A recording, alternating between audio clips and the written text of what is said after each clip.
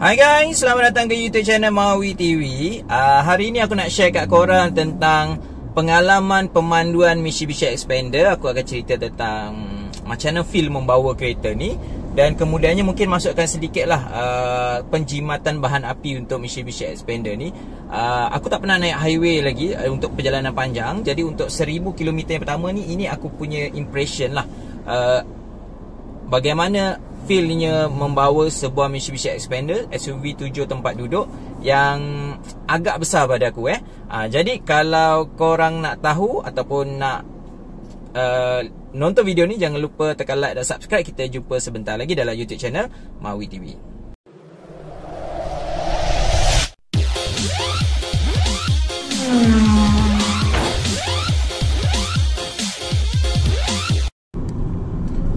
Baik guys, kita mulakan pengalaman pemanduan hari ini, dengan perjalanan daripada Johor Bahru ke Kota Tinggi.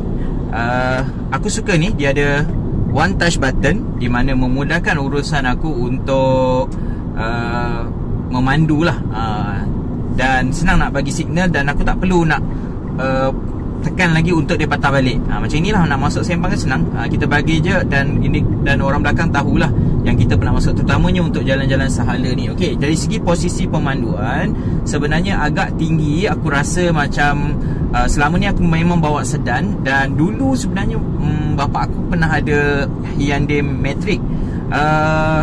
Hyundai Matrix tu tinggi dia lebih kurang sama je aku rasa. Tapi bezanya adalah Hyundai tu dia punya kerusi tu nampak betul-betul macam van, kita duduk di atas kerusi. Kalau macam ni, kerusi dia macam feel kita duduk di dalam kerusi lah, ataupun di dalam kereta, bukan bertinggi atas tu dia. Okey, jadi feel dia lebih selesa sikit, tapi ketinggian tu aku nampak agak sama lah. Okey, dari segi bunyi aku rasa dulu masa aku beli, aku dapat review, baca dengar review lah daripada blog-blog otomotif, mengatakan dia punya NVH yang rendah, ada soundproofing yang baik. Tapi bila aku beli, aku dapati bahawanya ianya tidak seperti yang digembar-gemburkan. Sebaliknya aku rasa dia ada masalah angin. Okey, masalah angin yang agak teruk pada kelajuan tertentu lah. Okey, cuma bila kelajuan rendah di bawah 80 km sejam, sebenarnya ianya agak senyap lah untuk kereta macam ni. Tapi bila dia dah start 90, sebenarnya ada macam angin satu tempat tu, di mana angin tu agak macam terlalu jelas masuk ke dalam kabin. Okey, kemudian bila kau lalu dekat kawasan-kawasan yang ada bau lah, contohnya kau follow lori ke, ataupun lori sampah ke, ataupun kawasan pembuangan sampah, ataupun lalu di kawasan kilang kelapa sawit, sebenarnya bau boleh masuk. Pengalaman ni aku pernah alami untuk Myvi, kemudiannya untuk Honda City GM6. Tapi untuk Vios aku tak rasa, tapi yang ni memang ada bau yang masuk dalam kereta. Okey, jadi aku rasa ada lemah sikit mutu NVH dia, dan juga dia punya kedap bau tu lah. Okey, jadi bau sebenarnya adalah ruang. Aku rasa dekat situ lah juga angin dan juga bau boleh masuk dalam kereta ni. Okey, bila kita nak mulakan perjalanan, dari segi power, sebenarnya kereta ni power yang cukup dan taklah terlalu jerking melompat. Sebaliknya ianya ada power yang cukup bila kita nak menggerakkan kereta ni, dan ianya walaupun besar, ianya adalah agak mudah untuk menggerakkan Mitsubishi yang hanya ada 104 PS. Okey, bayangkan ini adalah 104 PS dengan enjin dengan body 1.3 atau 1.4 tan ni. Dia sebenarnya berbanding dengan Vios 1.107 PS dengan body yang lebih ringan, 1 tan lebih sikit. Tapi yang ini boleh membawa body powernya cukup untuk menggerakkan kereta ni. Cuma bila kelajuan antara 80 dan 90 sebenarnya adalah kelajuan yang paling bagus untuk Mitsubishi Xpander, di mana ianya sangat jimat minyak.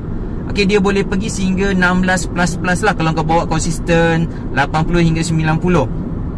Okey, tapi bila dia laju lebih daripada itu, dia dah mungkin dah tak sesuai dengan daya yang dia ada atau power yang dia ada. Kesannya penggunaan minyak akan jadi 14, macam dia punya bacaan. Sebab aku tak pernah jalan jauh, tapi bila pemanduan yang santai lah 80-90, aku rasa ianya agak menjimatkan. Okey, jadi aku suka juga dengan instrumen meter ni. Kalau Vios dia akan ikut average bacaan sebelum ini, tapi yang ini dia akan ikut average semasa korang tahu. Kalau enjin korang mati, korang hidupkan, dia akan ikut average yang sebelum ni dulu. Tapi bila kau dah bawa, dia akan ikut gaya pemanduan semasa korang. Okey, itu bagusnya dengan dia punya konsep lah. Dia tak ikut average kita yang terkumpul dalam trip A atau trip B macam Vios. Tapi yang ini dia akan ikut hal laju semasa dan penggunaan minyak semasa. Jadi aku suka juga. Jadi kita boleh baca lah dia punya penggunaan minyak yang kita sedang gunakan. Macam inilah. Okey, kalau aku tekan, okay, ni 13.1 lah penggunaan dia semasa ni.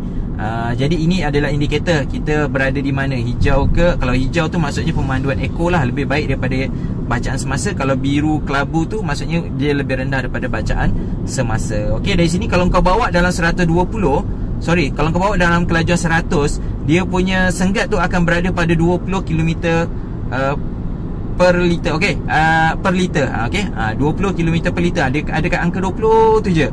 Jadi aku rasa itu adalah kelajuan atau penjimatan minyak dia yang sebenar. Okey, dari segi handling, aku dapati dia agak responsif. Okey, dia agak responsif. Jadi bila kau bergerak, dia akan ikutlah, tapi taklah sharp sangat sebab dia adalah sebuah SUV MPV kan. Jadi pada aku ianya masih lagi memadai, taklah terlalu teruk yang macam lambat sangat dia respon kepada tindak balas kita. Dari segi comfort, aku suka dia punya sifat comfort tu. Memang tak boleh setanding dengan sedan, tapi sebenarnya dia agak lembut lah kalau kau langgar ni sikit Okey, dia taklah beralun, taklah membuai sangat dan taklah melambung-lambung sangat. Okey, dia punya hentakan tu pun sedap. Taklah macam sedan yang ataupun kereta mewah, tapi dia punya hentakan tu memadai. Yang setahu aku dia punya suspension gunakan Evo 10 punya suspension Jadi aku tak pasti betul ke tak betul. Jadi kalau ikutkan dia punya kestabilan dia okey, dia punya hentakan juga okey, dan tak terlalu membuai, tak terlalu lembut. Pada aku ia pada keadaan sederhana lah.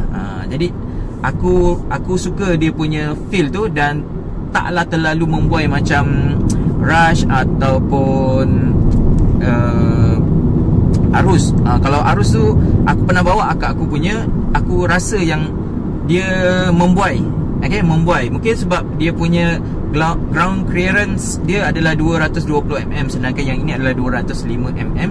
Jadi mungkin itu mempengaruhi kenapa dia sedikit membuai lah, padahal pada pemanduan biasa. Sedangkan aku sebagai pemandu pun aku boleh rasa benda tu. Aku tak tahu orang yang duduk di barisan ketiga apa yang dia rasa bila naik kereta Arus ataupun Rush ni. Okey, kalau korang ada kereta tu boleh komen lah. Okey, aku tak bermaksud nak memburukkan kereta tu, tapi itu yang aku feel lah. Walaupun aku hanya memandu dalam sekejap je lah, untuk test drive je lah. Okey, dari segi yang lain, dia punya brake kalau kereta ni aku rasa masalah dia kerana dia hanya ada brake disc depan, brake disc belakang tak ada. Jadi kesannya bila kau nak membrake tu, kau perlu keyakinan. Okey, sebabnya kereta ni ada ABS. Jadi sebenarnya kalau kau nak brake, kau perlu tekan terus lah, tak perlulah main tekan-tekan tu. Okey, sebab kadang-kadang aku rasa aku agak ngeri lah sikit. Dah lah kereta ni tinggi, jadi bila nak brake tu macam kenapa tak boleh brake habis ni kan. Maksudnya macam tak cukup ke brake yang aku bagi ni. Maksudnya kena tekan yang agak banyak lah, tapi kau jangan tekan mengejutkan, melambung kan. Jadi kadang-kadang aku ada ngeri sikit, macam kereta tak berhenti. Aku dah tekan brake ni, kereta tak berhenti. Okey, jadi aku ada feel macam tu. Jadi aku rasa masalah brake ni mungkin kerana brake discnya hanya ada di bahagian depan dan tiada pada bahagian belakang. Okey, dari segi feel memanduan ni, kereta ni bila kau bawa, kau akan dapati bahawa terlalu panjang. Cermin belakang tu memang sangat panjang berbanding dengan sedan yang aku pernah bawa. Aku rasa macam pendek je, bahagian belakang tu macam dah nampak. Tapi bila kau tengok dekat cermin atas ni, cermin atas ni, kau akan dapati panjangnya bahagian belakang tu. Okey, jadi bila memandu tu perlu berhati-hati sikit, dan dianya lebar tau. Berbanding dengan sedan segmen B, yang ini adalah sangat lebar. Agak lebar sebenarnya. Aku rasa saiz dia ni mungkin menyamai kereta segmen C lah, sedan segmen C. Walaupun dia adalah MPV segmen B, tapi saiz dia tu hampir segmen C punya saiz tau.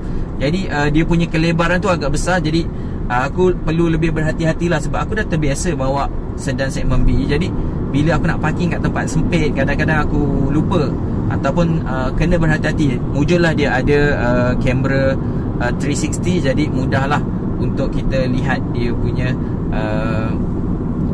nak parking ke, nak masuk simpang ke. Okey, dan macam ni boleh juga mainkan dia punya kamera. Jadi bila kau nak jalan boleh tengok jugalah. Dia boleh pasang sepanjang masa berbanding dengan Vios. Vios tak boleh dipasang sepanjang masa, hanya kelajuan 20 km sejam baru dia boleh buka, lepas tu dia akan mati. Okey, automatic. Okey, jadi dari segi kawalan steering, aku dah cerita dah tadi, tak ada masalah. Cuma mungkin kelemahan dia kat sini adalah dia tak ada blind spot monitoring. Aku rasa itu agak penting untuk masa ni, kerana blind spot monitoring ni sangat membantu untuk memandulah, terutama kereta ni dah besar, panjang. Jadi dengan ada blind spot monitoring ni, dengan titik pillar A ni yang agak tebal, jadi aku rasa ianya perlukan blind spot monitoring untuk bantu kita memandulah lebih selamat. Okey, jadi bila tak ada tu mungkin satu kelemahan sedikit lah. Okey, tentang bunyi-bunyian dalam kereta ni, aku dah cakap tadi bunyi angin hanya akan masuk bila 90 km sejam. Tapi sebelum tu kebanyakan adalah bunyi tayar. Okay, tentang enjin tak masuk bunyi kecuali bila kau tekan gear tu daripada gear 4, dia akan turun ke gear 2. Itu nampak bunyinya mengaum sikit lah. Okay, aku dah test naik Paradigm Mall punya parking lot dekat basement kat atas tu, yang bahagian atas. Okay, aku dapati ianya boleh naik dengan mudah, tak ada isu dia tak mampu nak naik. Aku rasa macam tenaganya cukup untuk naik kawasan yang agak tinggi dan curam tu. Cuma tak pernah try lah untuk pergi ke Genting untuk test kan. Tapi dari segi daya dia aku rasa cukup. Tapi bila nak memotong tu, engkau akan ada rasa sedikit tak yakin tau. Sebab bila kau tekan lebih sikit, dia akan terus masuk gear 2. Kesannya macam gear 2 lagi dah tersenggut kan.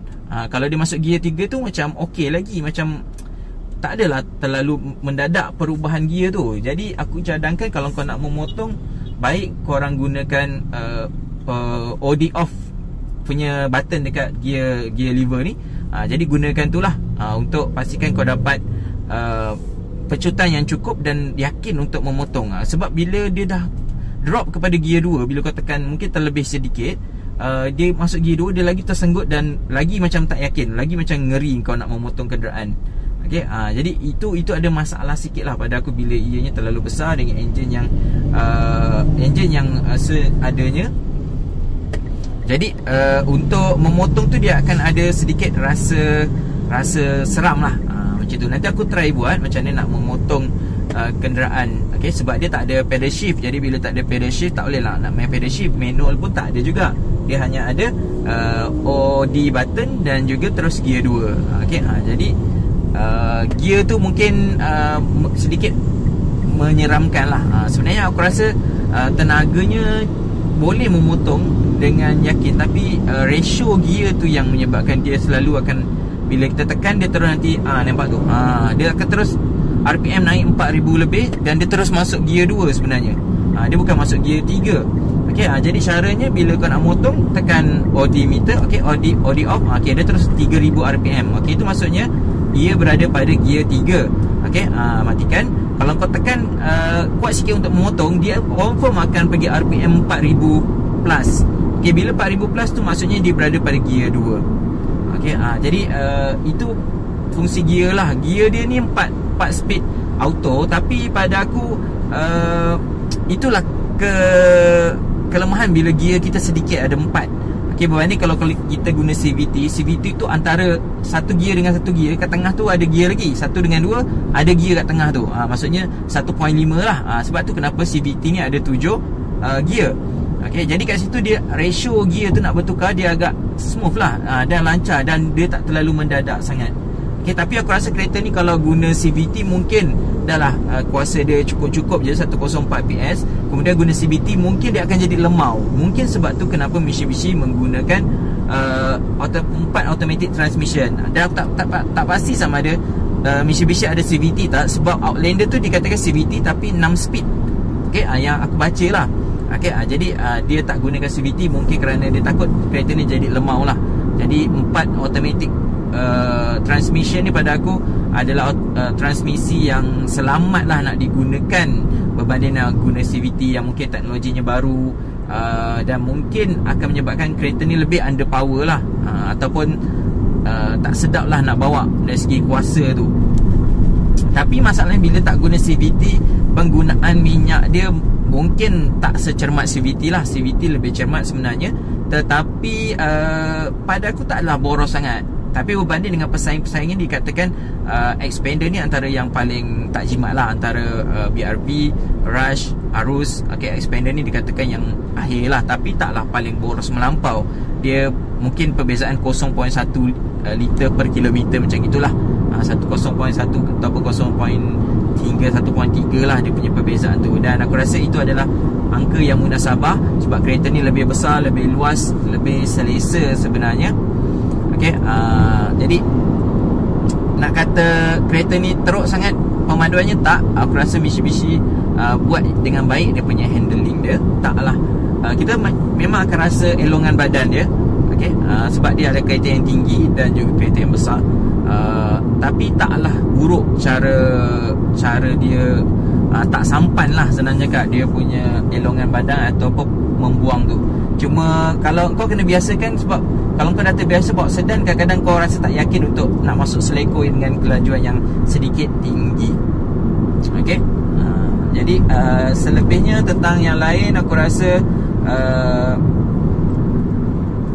tak ada banyak masalah terhadap pemanduan kereta ni. Mungkin yang antara yang dia selalu diperkatakan adalah dia punya power lah, power yang mungkin untuk jalan-jalan yang mencabar tertentu mungkin dia akan rasa struggle lah untuk naik. Contohnya mungkin Genting, yang aku baca lah, aku tak pernah cuba lagi, tapi tadi aku cuba di Paradigm, dan pada aku bila nak memotong tu yang menjadi masalah besar lah. Bila nak motong, aku akan rasa kurang yakin, kecuali kalau betul-betul di depan tu tak ada kenderaan, mungkin sesuai untuk memotong. Dan penggunaan minyak dia, aku rasa kalau digunakan secara tak berhemah memang agak boros lah. Tapi kalau kau gunakan bersantai, dia punya minyak agak menjimatkan. Dan aku dah cakap tadi, dia punya kelajuan yang sesuai untuk penjimatan minyak adalah 80 hingga 90 km sejam. Tapi mustahil lah kalau kat highway nak bawa 90, macam tak padan lah. Tapi aku rasa dengan kelajuan itu di highway, korang mungkin boleh dapat sehingga 17 hingga ke 18 km sejam untuk Mitsubishi Xpander ni. Apa lagi yang aku boleh share? Aku dah bawa full, pernah bawa isteri aku dan anak-anak dengan barang-barang. Jadi aku rasa bila kau bawa kapasiti penuh, dia akan rasa sedikit underpower tau. Sebab aku pernah dulu, kalau kau follow aku punya ni, aku dapat kereta ni kan di Keluang. Sebabnya aku balik rumah aku di Keluang, jadi aku bawa isteri, 3 orang anak dengan barang yang penuh dalam bonet. Sebab itu adalah barang dapur, barang basah, barang masak, barang elektrik, semua peralatan perkakas anak-anak dengan baju-baju tu. Bila aku penuhkan dalam kereta ni, aku dapati bahawa ianya agak underpower, dan gear 3 tu rajin tau bertukar. Terutama bila pemanduan yang mencabar lah, mungkin berbukit ke, ataupun banyak start-stop, ataupun nak memotong. Jadi gear tu agak rasa lah dia underpower sebenarnya. Jadi untuk pemanduan macam hari ni aku bawa seorang, aku rasa tak ada masalah yang besar. Tapi untuk kapasiti penuh itu aku belum cubalah. 7 orang dewasa atau 6 orang dewasa naik, tak pernah cuba lagi. Tapi untuk yang kapasiti yang aku dah cakap tadi, aku rasa dia ada sedikit kurang bertenaga lah untuk membawa kenderaan ni. Tapi kalau kau bersantai je, sebenarnya tak ada isu besar lah. Tapi kalau kau nak pemanduan yang agresif tu, mungkin dia akan sedikit menjejaskan korang punya pemanduan. Aku rasa sampai di sini saja perkongsian aku tentang pemanduan Mitsubishi Xpander ni. Jadi kalau korang nak apa lagi aku nak cerita tentang Mitsubishi Xpander ni, boleh tekan like dan subscribe. Nanti aku akan share dalam video yang berikutnya. Jangan lupa like dan subscribe dulu. Assalamualaikum. Mawi TV. Bye.